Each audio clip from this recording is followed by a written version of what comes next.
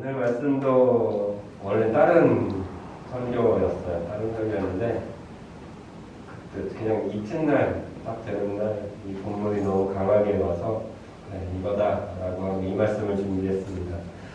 하나님께서 주신 마음으로 기쁘게 받으셨으면 좋겠어요. 말씀의 제목은 이렇습니다. 히트 할레크. 따라해볼까요? 히트 할레크. 뭔가 있어 보이죠? 히트 할레크. 뭔 뜻일 것 같으세요? 한번 찍어보세요. 뭔가 히트 할레크. 어떤 말 같으세요? 이거는 한번 맞힐 수 있을 것 같은데. 히브리어인데 이 히브리어의 그냥 명사로만 딱 말씀드리면 동행이라는 뜻이에요.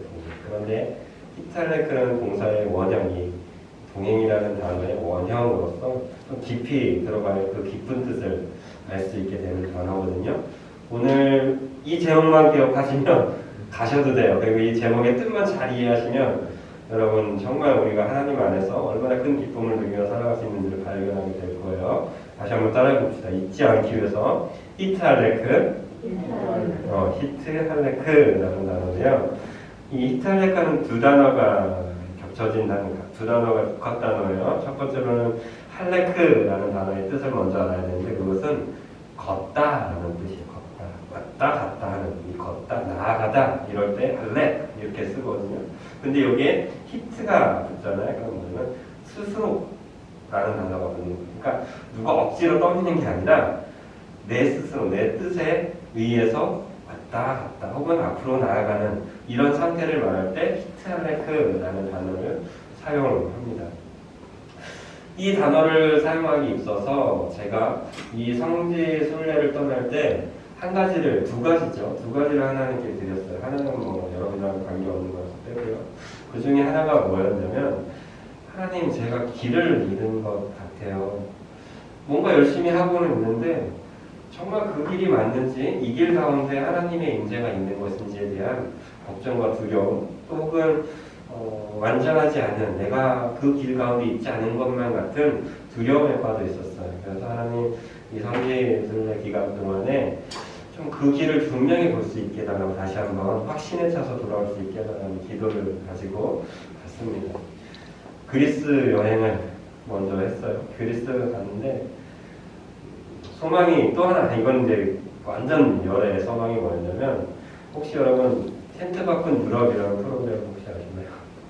TV 안 보시죠? 네, 저는 TV를 잘 보는데 텐트 밖은 유럽이라는 그 프로그램이 있었어요. 그런데 유해진이라는 친구가 나와요. 영화 배우입니다. 배우인데 그 친구가 유럽 이곳저곳 돌아다니면서 아침에 하는 게 있어요.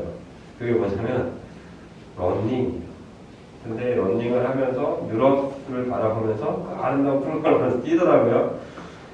제가 언제 유럽을 가보겠어요. 그리스가 유럽이거든요. 유럽에 간다니까 제 소망이 뭐였냐면 나도 아침에 일찍 일어나서 유럽을 한번 뛰어보고 싶다. 근데 웬걸요? 아침 일정이 빠를 때는 새벽 4시 반, 늦었을 때는 5시 반 일어나서 밥 먹고 출발하는 일정입니다. 그러니까 뛰려면 그보다 일찍 일어나야 되는데 일찍 일어나서 깜깜한 거예요. 그래서 제가 이거 생각했던 그 소망을 이루지 못하고 들어왔는데 그건 여담이고요. 그리스 일정이 딱 끝날 때쯤 여기서 3일 정도 있었거든요. 끝날 때쯤 바울이 들렀던 한 곳에 딱 도착을 했어요. 거기서 도착했는데 대로였어요. 그러니까 옛날 로마 시대 때 쌓았던 돌이었겠죠. 그 시대 때 쌓았던 그 돌 위에서 그 강사님이 박사님이거든요. 구역 박사님이신데 그분께서 거기서 히탈레크 이 본문을 우리가 읽었던 이 본문을 쭉 읽어주면서 저희에게 물어주셨습니다. 여기가 바울이 걸어갔던 정말 그의 인생에 있어서 정말 귀한 결정이 되었던 그가 걸어갔던 길에 있어서 정말 의미가 깊었던 그 길이었다라는 설명을 하면서 히탈레크를 설명해 주었습니다. 사실 오늘 본문에는 히탈레크라는 단어가 나오진 않아요. 왜냐하면 사도행전은 헬라어로 적혀졌기 때문에 히브리어로는 쓰여질 수가 없는 본문이에요. 그런데 그 박사님은 이 부분에 대해서 설명을 해주고 있었어요. 13절에 한번 보실까요? 13절 말씀 제가 읽어드릴게요. 우리는 앞서 배를 타고 앗소에서 바울을 태우려고 그리로 가니 이는 바울이 걸어서 가고자 하여 그렇게 정하여 준 것이다. 이게 뭐가 그렇게 의미가 있냐 싶어요. 그죠? 솔직히 저는 이걸 사도행전 수도 없이 읽었는데 이 본문은 바울의 여정 중에 한 곳을 들렀다가 넘어간 것이다 이렇게만 이해하고 있었습니다. 그런데 이게 놀라운 이야기가 여기에 숨어 있더라고요. 지도 잠깐 한번 띄워주시겠어요? 네. 저게 바울의 3차 여행 지도예요. 잠깐 제가 이동할게요. 바울의 3차 수명에서 이프리아 안디옥 3차 정도 여행을 떠나게 되거든요.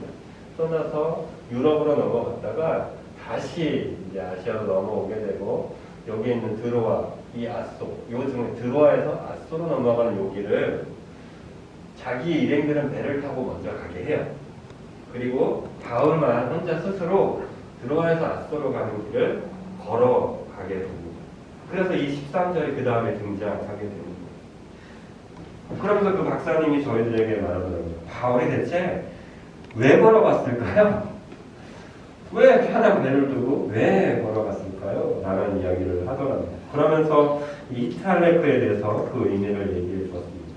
사실 히탈레크라는 단어는 구약에 몇 번 등장을 합니다. 많이 등장하진 않아요.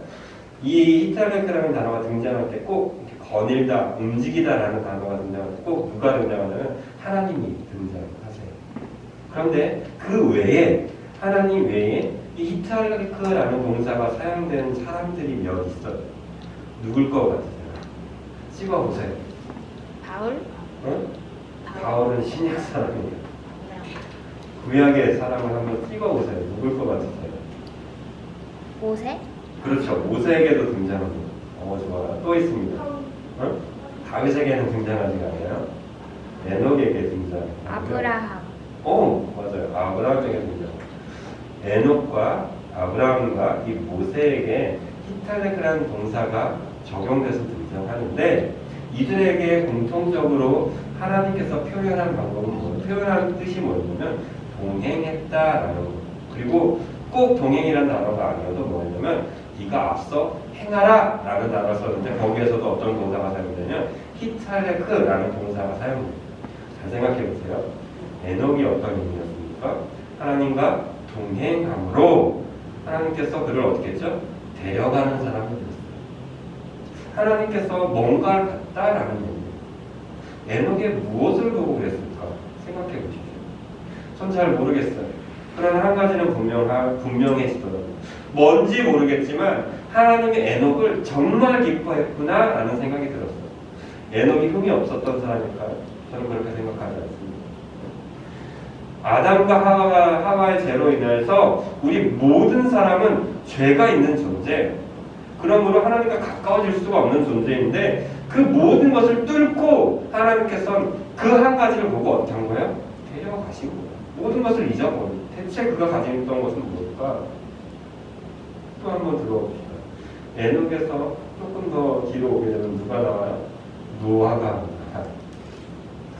노아도 하나님께서 이 노아에게 요구하신 게 있어요. 이건 성경을 찾아보면 좋을 것 같아요. 창세기 6장 9절 말씀을 한번 볼게요. 창세기 6장 9절. 창세기 6장. 에녹과 노아는 비슷하죠. 제가 읽어드릴게요. 이것이 노아의 조건이라 노아는 의인이요 당대의 완전한 자라. 그는 하나님과 뭐라고 표현해요? 동행하였으며. 에녹도 동행합니다. 에녹에도 이 동행이라는 단어를 사용해요. 또 한 번 더 볼게요. 아브라함을 한번 살펴볼까요? 17장입니다. 창세기 17장 17장 1절 말씀. 창세기 17장 1절 말씀. 다시 한번 읽어볼까요? 찾으셨나요? 같이 읽을게요. 시작. 아브라함이 99세 때에 여호와께서 아브라함에게 나타나서 그에게 이르시되 나는 전능한 하나님이라 너는 내 앞에서 행하여 뭐래요? 완전하라.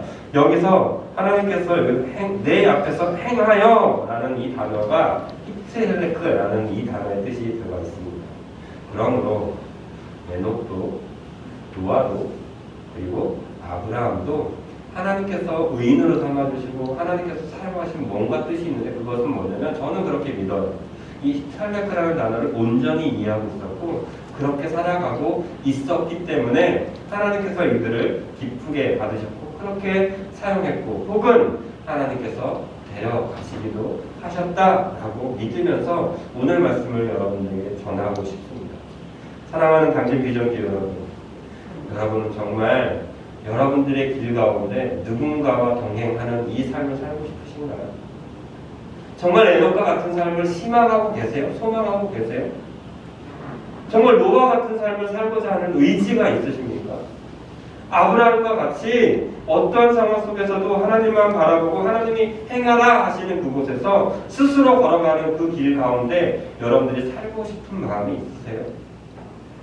아마 대부분 있을 거예요. 그래서 예수를 믿는 거 아니에요? 이 마음도 없이 어떻게 예수님을 믿어요? 이 마음도 없이 하나님을 믿는다고 할 수 있겠습니까? 문제는 이게 안 된다라는 거죠. 자꾸 성지 여행을 얘기해서 죄송합니다.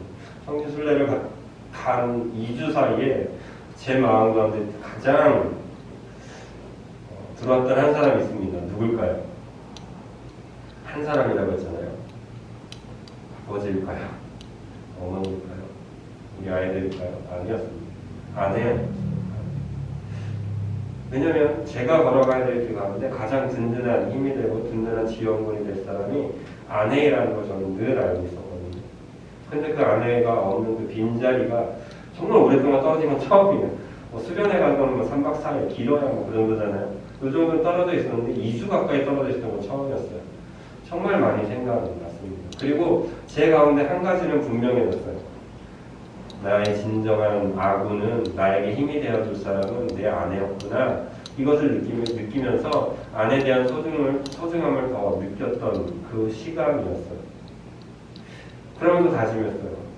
아내와 정말 끝까지 함께 걸어가고 싶다. 아내와 끝까지 하나님께서 주신 사명을 잘 감당하고 싶다라는 그 소망을 다시 한번 확 붙잡게 되는 시간이었던 것 같습니다. 분명 그 전에도 있었어요, 그죠? 그 전에는 제가 앞으로 아내 갈라설 거야 이러면서 살진 않잖아요. 혹시 여러분은 혹시 남편과 갈라설 거야 이런 마음으로 사나요? 아니죠. 아직도 여러분들 그 남편과 그 원수와 같이 있는 이유는 뭐예요? 아직도 이 사람과 뭔가 하고 싶은 게 있으니까 붙어 있는 건 아니에요. 아직도 이 사람과 뭔가 기대하는 삶이 있으니까 그 사람과 관계 맺고 있는 건 아니에요. 만약 여러분들이 그 사람과 관계 맺고 이 사람 관계 끝났어라고 하면 뭐 어떻게 살면 돼요? 갈라섰겠죠. 차마 갈라서지 못하는 이유가 뭐예요? 아직 뭔가 함께하고 싶은 마음이 있기 때문이에요.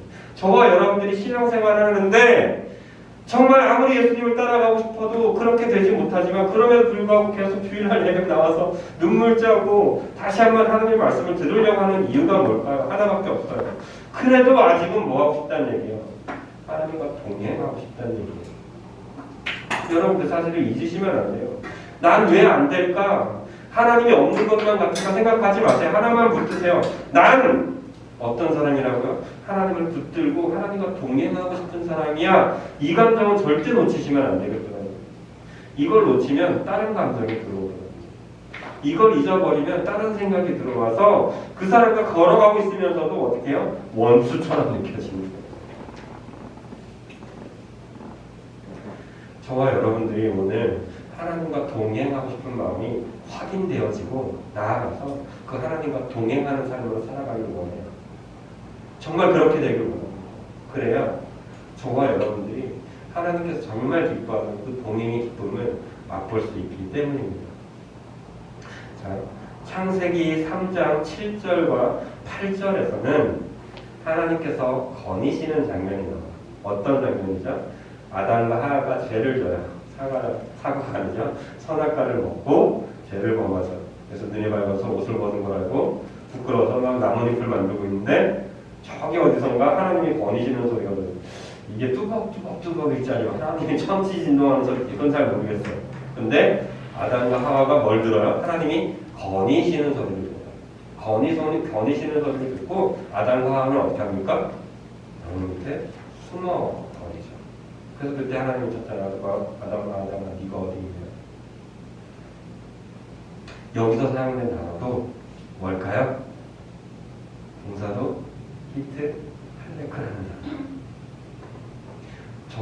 이 단어에 대해서 좀 포인트를 얻어야 돼. 힌트를 얻어야 돼. 뭐냐면 하나님이 거니시는 소리, 히트할의 그 가운데 우리는 다 들어요. 아담과 하와처럼. 비록 죄를 졌어도 우리는 하나님이 거니시는 소리를 들을 수 있는 존재예요. 왜요? 하나님이 우리를 영적인 존재로 만드셨기 때문에. 영적인 하나님의 음성을 우리는 느낄 수가 있어요. 그런데 하나님이 말씀하시는 그 음성 가운데 죄가 있었던 아담과 하와는 어떻게 해요? 숨어버리는 선택을 합니다. 그럼 반대로 하나님이 거니시는 소리 혹은 하나님이 하시는 음성에 대해서 어떻게 반응했을까요? 엎드리는 자세를 반응합니다. 하겐도라고 합니다. 동행이라는 게 뭐예요? 하나님과 같이 걸어가는 거잖아요. 하나님이 걷는 그 길 가운데 스스로 따라가는 거잖아요. 스스로 따라가는 건 뭐예요? 내가 내 생각을 내려놓겠다라는 얘기잖아요. 그러므로 하나님이 저와 여러분들에게 만약에 아담과 하와처럼 하나님이 거니시는 여러분 가운데 두려움 있게 만들고 하나님을 피하고 싶게 만드는 어떤 부담감이 들어올 때 저와 여러분들이 만약에 아담과 하와처럼 숨어버리는 자세로 나아가면 우리는 희탈렉할 수가 없다는 얘기예요. 어떻게 해야 된다고요? 마음에 도전이 들어오고 누군가 여러분들에게 하나님께서 주신 소망을 여러분들에게 선포할 때 여러분들은 어떻게 해야 돼요? 나아가야 되는 거예요. 믿음으로 쫓아가야 되는 거예요. 그러면 우리는 어떻게 할 수 있게 되는 거예요? 희탈렉을 할 수 있게 되는 거예요.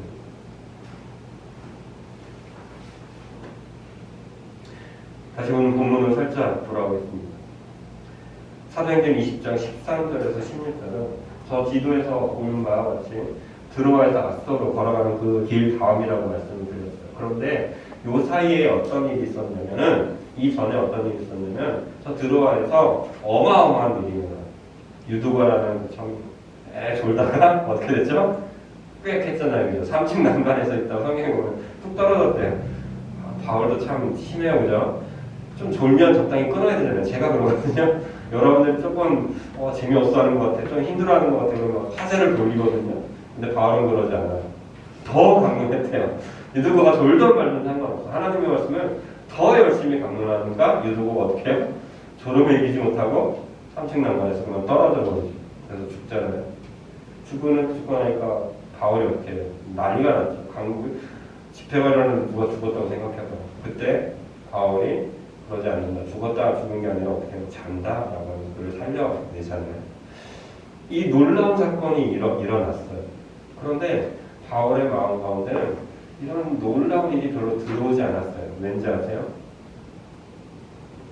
예수의 영이, 하나님의 영이 바울에게 부담을 주기 시작했기 때문입니다.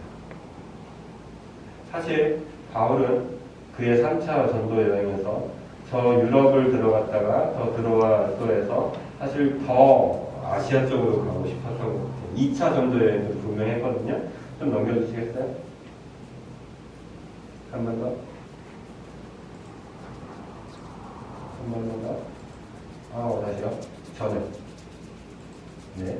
저 들어와서 저 지방에서 터키 위쪽 있죠. 터키라고 써있는 저 위쪽.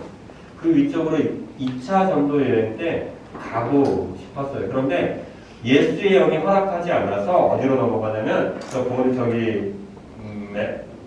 마케도니아 지방으로 넘어가게 돼요. 그래서 여러분이 잘 알고 있는 누굴 만나요? 루디아라는 사람을 만나면서 거기서 성공적인 유럽 전도 여행을 성공하게 됩니다. 그래서 3차 여행 전도를 다시 앞으로 돌려주세요.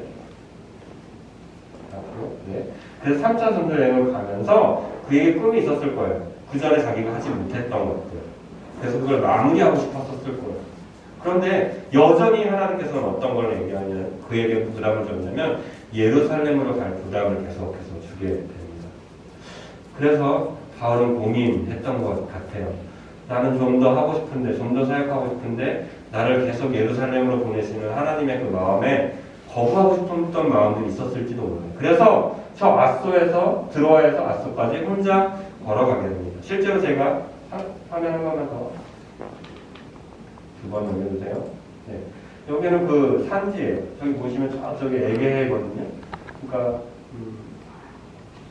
드로아에서 아소는 이 에게해를 바라보면서 넘어가는 산 하나가 있어요. 그 산 하나를 넘어가는 가운데 계속 에게해를 바라볼 수밖에 없는 거예요. 그러니까 바울은 그때 고민했을 거예요. 분명히 내가 하고 싶은 게 이건데 근데 하나님은 계속 이걸 하게 하시네. 처음에도 마게도냐를 가기 싫었지만 아시아로 오고 싶었지만 하나님께서 가라 하셨을 때 그것을 바라봤잖아요. 얼마나 놀라운 일이 있었는지 알았잖아요. 그런데 문제는 이거예요. 드로에서 아소로 와서 아소에서 남은 일정을 취하기 위해서는 예루살렘으로 들어가야 되는데 예루살렘으로 들어가면 뭐가 기다리고 있는지 아세요? 바울을 잡으려고 하는 사람들이 기다리고 있다는 이게 문제예요. 물론 다른 지방에서도 잡으려고 했어요. 그러나 예루살렘만큼은 더 철저했고 가는 즉시 그냥 바로 잡혀서 죽는 건 시간 문제인 그런 결정이에요. 그러니까 하나님의 영이 계속 예루살렘으로 가라가는 그 마음 부담감을 주실 때 바울이 어땠을까요? 정말 참담하지 않았을까요? 다른 선교지로 가라가면 가겠어요, 그죠? 여러분, 돈 많이 버는 곳이 있고 더 많이 버는 곳이 있어. 이거 선택하기 쉽죠? 이쪽으로 가면 더 큰일이 있대. 그럼 이쪽으로 가면 되잖아요. 그런데 이건 내가 만든 정말 좋은 길이에요. 이쪽으로 가면 정말 좋은 결과 있을 것 같아요. 근데 이쪽은 죽는 길이에요. 너무나 뻔하게 예상되는 죽는 길이라고. 이 선택은 정말 쉽지가 않습니다. 바울은 그래서 혼자 걸어갔다고 같아요. 스스로 그 길을 걸어갔다고 같아요. 뭐 하려고? 거부하려고 했을까요? 그렇게 생각하지 않습니다. 내가 가야 될 길이 얼마나 험난한지를 각오하는 시간이었을 거예요. 그리고 나의 일생을 돌아보는 시간이 있을 거예요. 그동안 하나님이 나를 얼마나 크게 영광을 주셨고 얼마나 기쁘게 사용하셨는지 돌아보는 한 걸음 한 걸음 떼면서 그것들을 다 생각했을 거예요. 그리고 아소에 도착해서는 결단하고 실행에 옮기기 시작했을 거예요. 실제로 13절부터 16절까지는 갑자기 일정이 급박하게 들어가요. 드로아에서는 무려 7일을 버텼거든요. 한 곳에서만. 그래서 저 아소를 떠나서 배를 타고 릴레도 저 내려가는 길 보이시죠? 저까지가 일주일이 조금 더 걸려요. 한 곳에서만 있었던 그 일정이 순식간에 일정입니다. 무슨 얘기일까요? 마음속에 그만큼 결단을 섰고 그만큼 각오가 있었고 그 시간 동안 분명한 이유를 찾았던 것입니다. 우리 당진 비전교회 성도 여러분들께 예수님의 이름으로 축복하는 것이 이것입니다. 여러분, 하나님의 마음이 여러분 가운데 들어간다면 충분히 기도하는 시간을 가지십시오. 여러분들이 스스로 힘차게할 그 길을 한번 걸어가 보십시오. 그런데 그 시간 동안 아담과 하와처럼 하나님의 말씀에 순는 선택을 하는 것이 아니라 하나님께 주신 그 말씀에 순종하는 선택을 하기 위해서 히탈레크를 하시라는 얘기예요. 그러면 그 동행하는 가운데, 그 시간 가운데 하나님의 부어주심 속에서 우리는 뭐 할 수 있냐면 내 달려갈 길과 나의 사명을 위해서 우리는 어떻게 할 수 있어요? 이제는 힘차게 달려갈 수 있게 됩니다. 비록 그 길 끝에는 죽음이 있을지도 모릅니다. 비록 그 길 끝에는 눈물이 있을지도 모릅니다. 비록 그 길 가운데 험난한 여정이 남아있을지는 모릅니다. 그러나 그 길이 만약 하나님이 저와 여러분들에게 요구하시는 길이라면 우리는 그 길을 가야만 하는 사람들이고 갈 때 하나님의 동행하심을 맛보아 알 수 있는 사람들이 되는 거예요. 에녹을 생각해 봅시다. 노아를 생각해 봅시다. 아브라함을 생각해 봅시다. 결코 그들은 하나님을 만나는 그 행위가 편해서 따라갔던 것은 아닙니다. 아무리 힘들고 어렵고 역경이 있을지라도 그 길이 하나님께서 나와 동행하시는 길임을 분명히 알았기 때문에 자신도 스스로 하나님 앞에 동행하는 길로 걸어갔습니다. 그래서 하나님의 에녹을 기억하셨고 노아를 기억하셨고 아브라함을 기억하셨습니다. 바울은 그것을 알았기 때문에 스스로 이 길을 걸어가기로 작정했고 그 길을 걸어가는 히탈레크를 하였습니다. 여러분들은 어떠시겠습니까? 하나님께서 여러분들에게 주시는 그 세밀한 음성을 여러분들에게 주실 때 여러분들은 다짐하는 시간, 결정하는 시간을 갖겠습니까? 아니면 또 어떻게 하면 피할까? 어떻게 하면 외면할까? 거부하는 인생을 살아가시겠습니까? 확실한 것은 저와 여러분들이 그 길을 언젠가는 가야 돼요. 언젠가는 하나님과 동행하는 삶을 살아야 돼요. 그 동행하는 삶을 살 때 하나님께서 저와 여러분을 기쁘게 받아주실 것입니다. 히브리서 11장 6절에 일부러 여러분들에게 주보일지에 오늘 첫 말씀을 띄워드렸어요. 주보를 보십시오. 다 아시는 말씀이지만 천천히 읽어볼게요. 믿음 히브리서 11장 6절 말씀입니다. 한번 같이 읽어볼까요? 천천히요. 믿음이 없이는 하나님을 기쁘시게 못하나니 하나님께 나아가는 자는 반드시 그가 계신 것과 또한 그가 자기를 찾는 자들에게 상 주시는 이심을 믿어야 할지니라. 한번 더요. 믿음이 없이는 하나님을 기쁘시게 못하나니 하나님께 나아가는 자는 반드시 그가 계신 것과 또한 그가 자기를 찾는 자들에게 상 주시는 이심을 어떻게 해요? 믿어야 할지니라. 아멘. 사랑하는 강림비전교회 성도 여러분, 여러분들은 정말 여러분들의 사역 가운데 하나님이 주시는 음성 가운데 하나님이 나를 기쁘게 상 주시는 분으로 또 하나님께서 나를 찾는 자들에게 하나님의 그 넉넉하심을 보여주시는 분임을 믿으십니까?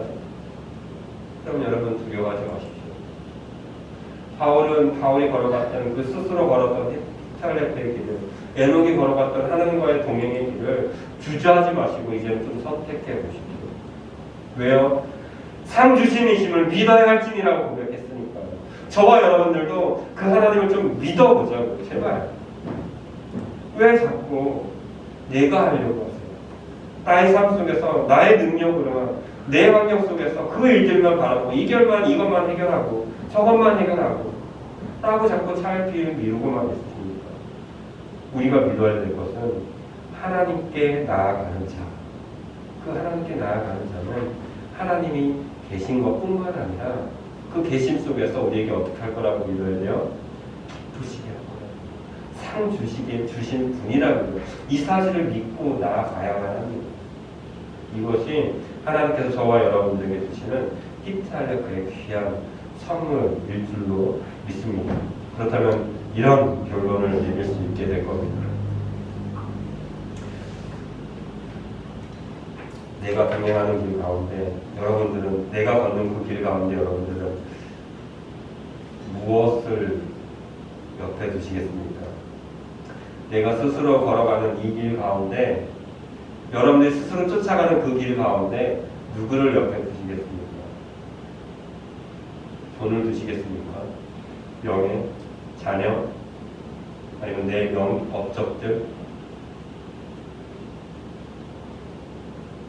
저는 하나님을 두기로 작정했습니다. 저는 하나님만 옆에 두기로 작정했습니다. 그리고 그분을 쫓아 나아가는, 우리의 길을 완전하게 행하실 그분만 믿고 따라가기로 작정했습니다. 여러분들도 하나님만 쫓고 하나님만 옆에 두고 그분만 쫓아가는, 그분만 스스로 쫓아가는, 따라가는 이 작정들이 일어나기 예수님의 이름으로 축복합니다.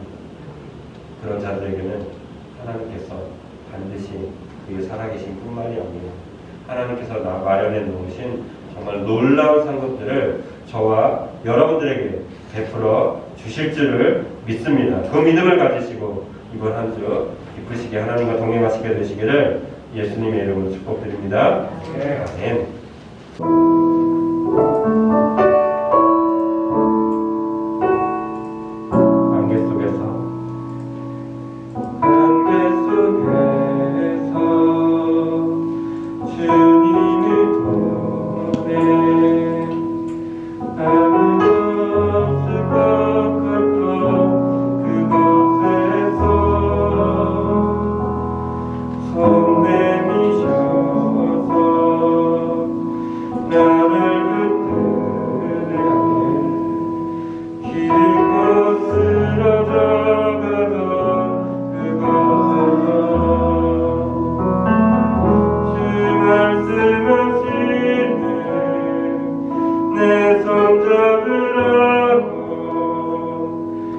내가 곧 길이여 진리 생명이니